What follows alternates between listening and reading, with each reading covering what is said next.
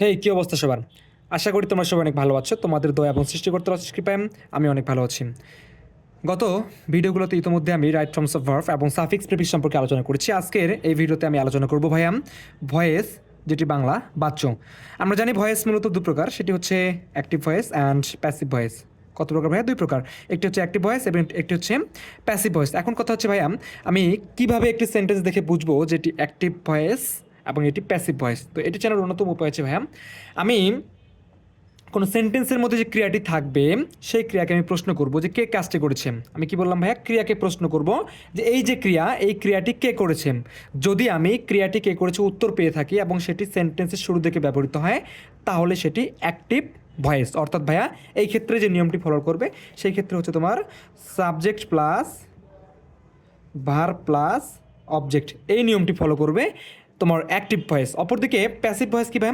এই ক্ষেত্রে হচ্ছে যে কাজটি কে করেছে, আমি সেন্টেন্সের যে সাবজেক্ট, রিয়েল সাবজেক্ট, ওই সাবজেক্টটি দেখতে পাচ্ছি যে কাজটি কে করেছে তার প্রশ্ন করলে সাবজেক্টটি অনেক সময় দেখা যায় সেন্টেন্সের শেষের দিকে থাকে কিংবা সেন্টেন্সের মধ্যে নেই, সেই ক্ষেত্রে ওই সেন্টেন্সটি ভাই প্যাসিভ মুডে রয়েছে, অর্থাৎ প্যাসিভ ভয়েস। তো অ্যাক্টিভ থেকে প্যাসিভ ভয়েসে করার যে নিয়ম সেটি হচ্ছে ভাই, প্রথম কাজ আমি তোমাদের বলি। প্রথম কাজ হচ্ছে অ্যাক্টিভ অ্যাক্টিভ থেকে প্যাসিভ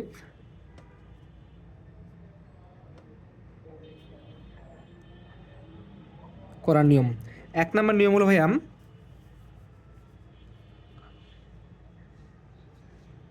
অবজেক্টকে সাবজেক্ট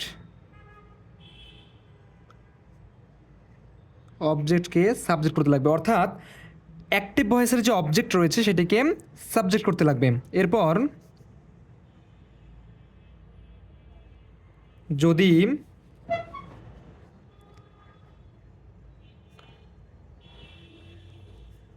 অ্যাক্টিভ ভয়েসের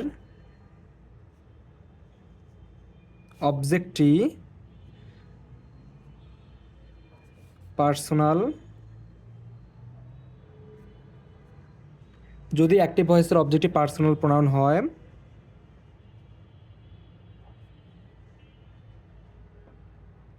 প্যাসিভ ভয়েসে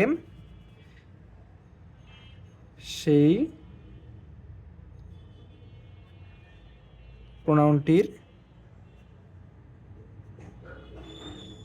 সাবজেক্টিভ ফর্ম বসাতে হবে। অর্থাৎ ভাইয়া, তোমার কোনো সেন্টেন্সে অ্যাক্টিভ ভয়েসের অবজেক্ট যদি তুমি পাও মি, সেক্ষেত্রে ব্যবহৃত হবে আই। যদি পাও হিম, তাহলে হবে হি। যদি পেয়ে থাকো হার, তাহলে হবে সি। যদি পাও দেম, তাহলে হবে ভাইয়া দে। এরকম আরও অনেক আছে। এটা হলো এক নম্বর নিয়ম কী? তাহলে ভাইয়া, অবজেক্টকে সাবজেক্ট করতে লাগবে। যদি অ্যাক্টিভ ভয়েসের অবজেক্টিভ পার্সোনাল প্রোনাউন হয়ে থাকে, তাহলে প্যাসিভ ভয়েসে সেই প্রোনাউনটিকে সাবজেক্টিভ ফর্ম বসাতে হবে। যেমন ভাই পেয়েছে, মি থাকলে আই ব্যবহার করতে হবে, হিম থাকলে হি, হার থাকলে শীত, দেম থাকলে দে, তারপর হচ্ছে তোমার আজ থাকলে উই, এরকম আরও অনেক রয়েছে। আচ্ছা, এবার 2 নম্বর নিয়ম হচ্ছে ভাইয়া, অ্যাক্টিভ ভয়েসের অবজেক্ট ও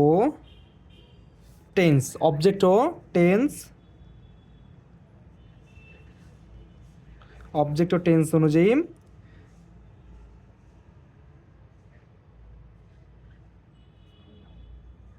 অক্সিলারি ভার্ব নিতে হবে। আচ্ছা, অক্সিলারি ভার্ব নিতে হবে। এবার বলছে ভাই, অ্যাক্টিভ ভয়েসের অবজেক্ট এবং টেন্স অনুযায়ী, অর্থাৎ যে অবজেক্টটি রয়েছে সে, আমি যে অবজেক্টটিকে অ্যাক্টিভ ভয়েসের অবজেক্টটিকে যে সাবজেক্ট করলাম, এই সাবজেক্ট অনুযায়ী আমাকে অক্সিলারি বা সাহায্যকারী ভার্ব নিতে হবে এবং টেন্স অনুযায়ী। আসলে অ্যাক্টিভ ভয়েসের সেন্টেন্সটি কোন টেন্সে রয়েছে সেই টেন্স অনুযায়ী আমাকে সাহায্যকারী ভার্ব নিতে হবে। যদি প্রেজেন্ট টেন্স হয় সেক্ষেত্রে আমি স্যার ব্যবহার করবো, যদি পাস্ট টেন্স হয় সেক্ষেত্রে আমি ওয়াজ স্যার ব্যবহার করবো, এরকম বিষয়টি। এবার 3 নম্বরে আসো।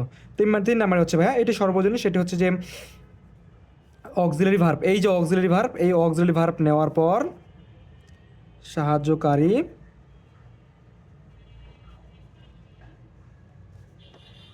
ভার্ব নেওয়ার পর ভি3 বা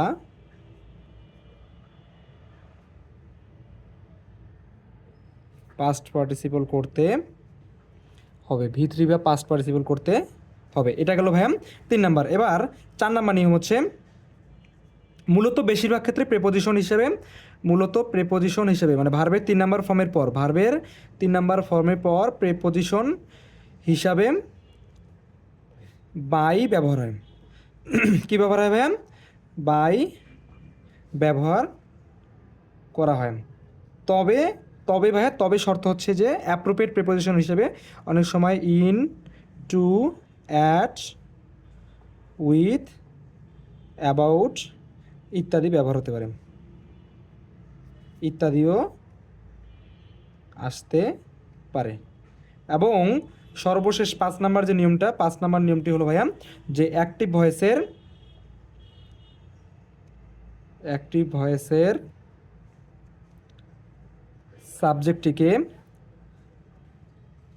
অবজেক্ট করতে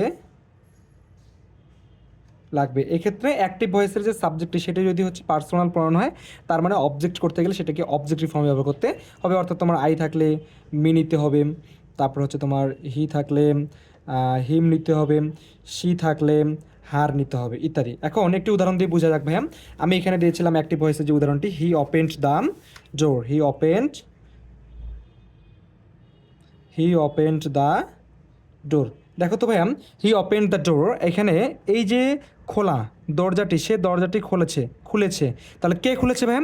সে খুলেছে। তাহলে বাক্যে করতে হচ্ছে সে, তার মানে সেন্টেন্সটি অ্যাক্টিভ মোডে রয়েছে। এখন অ্যাক্টিভ থেকে প্যাসিভ করতে গেলে প্রথম কাজ কি ভাইয়া? প্রথম কাজ হচ্ছে আমার অবজেক্টটিকে সাবজেক্ট করা। কি করা ভাইয়া?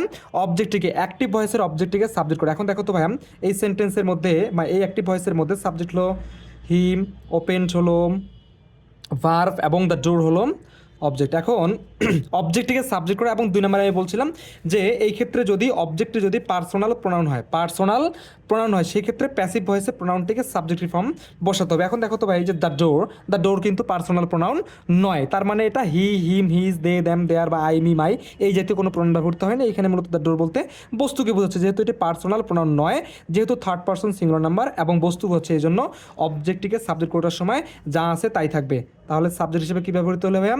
দ্য ডোর যা ছিল তাই। এবার দেখো তো ভাইয়া, দ্য ডোর, এবার 2 নম্বরে বলছিলাম যে অ্যাক্টিভ ভয়েসের অবজেক্ট এবং টেন্স অনুযায়ী অক্সিলারি ভার্ব নিতে হবে। এখন আমি অ্যাক্টিভ ভয়েসের অবজেক্ট ছিল দ্য ডোর, এটিকে আমি সাবজেক্ট করলাম। এখন এই দ্য ডোর বলতে মূলত ভাইয়া থার্ড পার্সন সিঙ্গুলার নাম্বার একটি দরজাকে বোঝানো হচ্ছে। এবার বলছে ভার্ব অনুযায়ী সাহায্যের ভার্ব নিতে হবে। এখন দেখো তো ভাই, অ্যাক্টিভ ভয়েসের মূল ভার্ব ছিল ওপেন থেকে ওপেন্ড, অর্থাৎ ভার্বের 2 নম্বর ফর্ম, সাবজেক্ট প্লাস ভার্বের 2 নম্বর ফর্ম প্লাস অবজেক্ট, তার মানে সেন্টেন্সটি তোমার পাস্ট ইনডিফিনিট টেন্সে রয়েছে। এখন পাস্ট ইনডিফিনিট টেন্সের ভয়েস করতে গেলে সেই ক্ষেত্রে সাহায্যকারী ভার্ব হিসেবে আমাদেরকে নিতে হয় ওয়াস এবং ওয়ার। কি নিতে হবে? ওয়াস এবং ওয়ার নিতে হয়। যেহেতু the door third person singular number, এই জন্য আমরা সাহায্যকারী ভার্ব হিসেবে নেব হচ্ছে ওয়াস। কি নেব ভাইয়া? ওয়াস। এবার দ্য ডোর ওয়াস, এবার 3 নম্বর কাজ কি ভাই? ভার্বের 3 নম্বর ফর্ম করা। এখন যেহেতু ভার্বের 3 নম্বর ফর্ম করাই আছে, ওটা যা আছে তাই ভার্বের 3 নম্বর ফর্ম করলাম। এইবার মূলত তোমার হচ্ছে নিয়ম অনুযায়ী আমরা প্রেপোজিশন হিসেবে বাই নিব। কি নেবো ভাইয়া? বাই নিব। তবে এক্ষেত্রে বলে রাখি যে এই ক্ষেত্রে সব ক্ষেত্রে যে প্রেপোজিশন হিসেবে বাই ব্যবহৃত হবে সেটা এমনটি নয়। তবে মাঝে মধ্যে কখনো কখনো ইন, টু, অ্যাট, উইথ এবং অ্যাবাউট প্রেপোজিশনও চলে আসতে পারে। এটি মূলত নির্ভর করবে অ্যাপ্রোপ্রিয়েট প্রেপোজিশনের উপর। তাহলে নিয়ম অনুযায়ী আমি এখানে বাই নিলাম, এরপর আমি করবো ভাইয়া সাবজেক্টকে অবজেক্ট করবো, এবং সেই ক্ষেত্রে সাবজেক্টটি যদি পার্সোনাল প্রোনাউন হিসেবে ব্যবহৃত হয় তাহলে সেটির অবজেক্টিভ ফর্ম ব্যবহার করতে হবে। তাহলে এই হি নামক পার্সোনাল প্রোনাউনটির অবজেক্টিভ ফর্ম হলো ভাইয়া হিম। অবজেক্টিভ ফর্ম হলো হিম। তাহলে দেখো তো ভাইয়া, যেটা পাইলাম সেটা হচ্ছে হি ওপেন্ড দ্য ডোর। এই সেন্টেন্সটি অ্যাক্টিভ ভয়েস, কেননা এই সেন্টেন্সের কর্তা সেন্টেন্স শুরুর দিকে উপস্থিত রয়েছে। অপরদিকে the door was opened by him, দরজাটি তার দ্বারা খোলা হয়েছিল। কার দ্বারা? তার দ্বারা। এখন যে খুলেছে অর্থাৎ সে বা তার, এই সে কোথায় উপস্থিত রয়েছে? সেন্টেন্সের শেষের দিকে উপস্থিত রয়েছে, অথবা কখনো কখনো সেন্টেন্সের মধ্যে উপস্থিত নাও থাকতে পারে। যেমন ওইখানে বলছে the door was open, the door was open, দরজাটি খোলা হয়েছিল। এখন আমি যদি প্রশ্ন করি খোলা হয়েছিল, কে খুলেছিল? দেখো তো ভাই, কে খুলেছিল? তাহলে কি কোনো কর্তা খুঁজে পাওয়া যাচ্ছে? পাওয়া যাচ্ছে না। দরজা তো আর নিজে নিজে কখনো খুলতে পারে না। দরজা কি কখনো নিজে নিজে খুলতে পারে? খুলতে পারে না। তাহলে দরজাটি কেউ একজন খুলেছিল, কিন্তু কে খুলেছিল সে কিন্তু সেন্টেন্সের মধ্যে উপস্থিত নেই। যেহেতু সেন্টেন্সের মধ্যে উপস্থিত নেই, তার মানে সেন্টেন্সটি প্যাসিভ ভয়েসে রয়েছে। তাহলে ভাই প্যাসিভ ভয়েস চেনার উপায় বা প্যাসিভ মুড চেনার উপায় হচ্ছে ভাই, সেই ক্ষেত্রে আমি কে করেছে, ভার্বকে কে করেছে তার প্রশ্ন করে যদি আমি উত্তর না পাই, যদি আমি উত্তর পাই তাহলে সেটা অ্যাক্টিভ মুড বা অ্যাক্টিভ ভয়েস। আর যদি উত্তর না পাই এবং সেন্টেন্সের শেষের দিকে অবজেক্টিভ তোমার ফর্ম হিসেবে ব্যবহৃত হয়, সেই ক্ষেত্রে সেন্টেন্সটি হচ্ছে প্যাসিভ মুডে বা প্যাসিভ ভয়েস হিসেবে ব্যবহৃত হয়ে থাকে। তো এই ছিল ভাই তোমাদের ভয়েসের যে প্রিলিমিনারি বা প্রাইমারি যে কনসেপ্ট সেটি সম্পর্কে আমি আজকের ভিডিওতে আলোচনা করেছি। ভিডিওটি ভালো লাগলে অবশ্যই লাইক, কমেন্ট এবং শেয়ার দিয়ে রাখবেন এবং অবশ্যই আমার পেজটিকে ফলো দিয়ে রাখবেন। পরবর্তীতে ভয়েসের যে ডিফিকাল্ট এবং যে পরবর্তী নিয়মগুলো সেটি সম্পর্কে আমি আলোচনা করব। ধন্যবাদ। আশা রাখছি ভালো কিছু হবে।